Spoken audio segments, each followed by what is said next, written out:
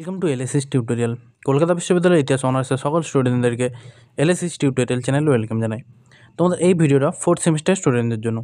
তোমাদের ফোর্থ সেমিস্টারের যে ডিএসসি 6 পেপার রয়েছে, এই পেপারে একেবারে লাস্ট মিনিট সাজেশন এই ভিডিওর মাধ্যমে আমি শেয়ার করে দেবো।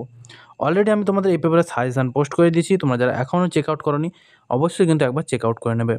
তোমরা অলরেডি এক্সামের রুটিন পেয়ে গেছো, তাই এক্সামের রুটিন দেখে নিজেদেরকে আগেভাগে প্রিপেয়ার করে নাও। একেবারে আমি লাস্ট মিনিট ফাইনাল সাজেশন এই ভিডিওর মাধ্যমে শেয়ার করে দেবো। আশা করছি এই প্রশ্নগুলো করে গেলে তোমরা কমন পেয়ে যাবে।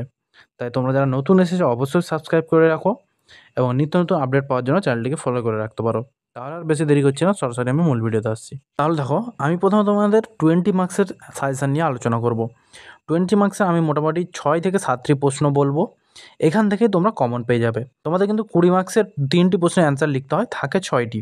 ঠিক আছে, আমি হাতে গোনা মাত্র কয়েকটি প্রশ্ন বলবো। তোমরা যদি এগুলো করে যেতে পারো, তোমরা শিওর কমন পেয়ে যাবে। প্রথম যে প্রশ্নটি আমি দিয়েছি, পর্তুগাল ও স্পেনের সামুদ্রিক অভিযান ও ঔপনিবেশিক সাম্রাজ্য গঠনের তাৎপর্য বিশ্লেষণ করো। ভেরি ভেরি ইম্পর্টেন্ট প্রশ্ন, একেবারে স্টার মার্কস প্রশ্ন, 4টি স্টার দিয়েছি। এটা কিন্তু বিশালই ইম্পর্টেন্ট প্রশ্ন, তাই তোমরা এই প্রশ্নটা কিন্তু অতি গুরুত্ব সহকারে ভালো করে যাবে। ঠিক আছে, এবং দ্বিতীয় যে প্রশ্নটি দিয়েছি, রেনেসাঁ মানবতাবাদের ওপর একটি নিবন্ধ লেখো। ভেরি ভেরি ইম্পর্টেন্ট প্রশ্ন। 1 আর 2 প্রশ্নটা কিন্তু অতি গুরুত্বপূর্ণ। আমি একেবারে ফার্স্ট চয়েসে এই দুটি প্রশ্নই দিয়েছি। তোমরা কিন্তু এই দুটি প্রশ্ন ভালো করে রেডি করে যাও। এই দুটি প্রশ্নের অ্যান্সার যদি তোমাদের প্রয়োজন হয়, আমি কিন্তু অলরেডি ভিডিওর মাধ্যমে পোস্ট করে দিয়েছি অ্যান্সার। তোমরা কিন্তু সেখান থেকে নোট ডাউন করে নিতে পারো। 3 নম্বর প্রশ্নটি দেখো। 3 নম্বর যে প্রশ্নটি আমি দিয়েছি, ইংল্যান্ডের ধর্ম সংস্কার আন্দোলন একটি রাষ্ট্রীয় পদক্ষেপ। তুমি কি এলটনের এই বক্তব্যের সঙ্গে একমত? এটাও কিন্তু ভেরি ভেরি ইম্পর্টেন্ট প্রশ্ন, অতি গুরুত্বপূর্ণ প্রশ্ন। এলটনের এই প্রশ্নটা তোমরা কিন্তু ভালো করে যাবে। 4 নম্বর যে প্রশ্নটি আমি দিয়েছি, ধর্ম সংস্কারক হিসেবে মার্টিন লুথারের ভূমিকা আলোচনা করো। ভেরি ভেরি ইম্পর্টেন্ট প্রশ্ন। মার্টিন লুথার থেকে প্রায় প্রশ্ন এসে থাকে, তোমরা কিন্তু এই প্রশ্নটা ভালো করে যাবে। এই 4টি প্রশ্নের অ্যান্সারই কিন্তু অলরেডি আমি ইউটিউবে পোস্ট করে দিয়েছি।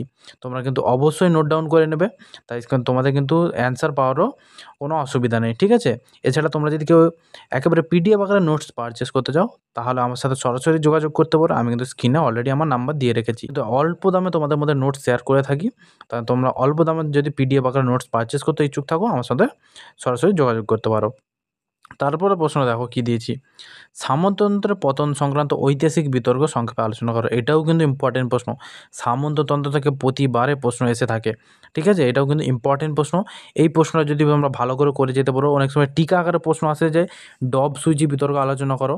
ঠিক আছে, এটাও কিন্তু তোমাদের মধ্যে কভার হয়ে যাবে। ঠিক আছে, তাই সামন্ততন্ত্রের পতন সংক্রান্ত ঐতিহাসিক বিতর্ক, এটা যদি তোমরা করতে পারো, ডব সুইচি বিতর্ক আসলেও এরই মধ্যে তোমরা পেয়ে যাবে। ঠিক আছে, তাই এই প্রশ্নটা ভালো করে যাবে।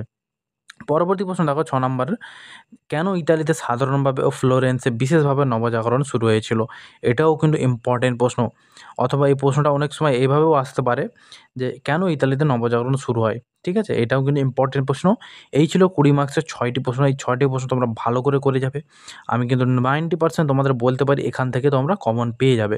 এবার 5 মার্কসের কয়েকটি প্রশ্ন বলছি দেখো। 5 মার্কসের যে প্রথম প্রশ্নটি দিয়েছি, সেটা হচ্ছে ষোড়শ শতকীয় জার্মানির কৃষক বিদ্রোহ সম্পর্কে আলোচনা করো। ভেরি ভেরি ইম্পর্টেন্ট প্রশ্ন। ঠিক আছে, জার্মানি কৃষক বিদ্রোহ তোমাদের জন্য এই বছরের প্রচুর ইম্পর্টেন্ট প্রশ্ন।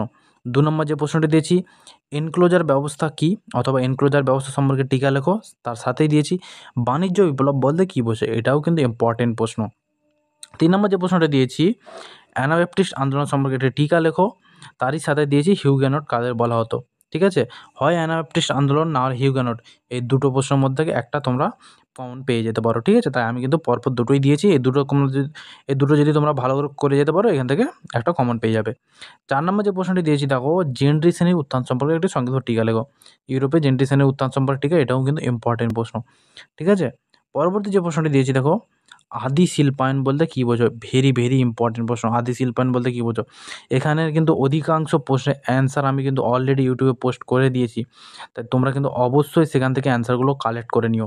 6 নম্বর প্রশ্ন দিয়েছি, কৃষ্ণ মৃত্যুর ওপর একটি টিকা লেখো। এটাও কিন্তু ইম্পর্টেন্ট প্রশ্ন। এটাও তোমরা ভালো করে যাবে। এই 6টি প্রশ্ন হয়ে গেলে, যদি তোমাদের হাতে টাইম থাকে, তাহলে এক্সট্রা 2টি প্রশ্ন দিয়েছি। এই 2টি প্রশ্ন তোমরা অবশ্যই দেখে যাও। সেই দুটি প্রশ্ন কী কী?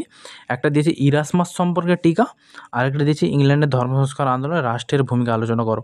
ঠিক আছে, এই ছিল তোমাদের সাজেশান। আমি তোমাদের বলতে পারি এখান থেকে তোমরা কমন পেয়ে যাবে এক্সামে। তোমরা কিন্তু অবশ্যই এই প্রশ্নগুলো ভালো করে যাবে। তার আগে কিন্তু অবশ্যই তোমরা ফুল সাজেশানটা একবার ফলো করে নিও। তাহলে আর বেশি দেরি করছি না, দেখা হচ্ছে তোমাদের সাথে পরবর্তী কোনো ভিডিওতে।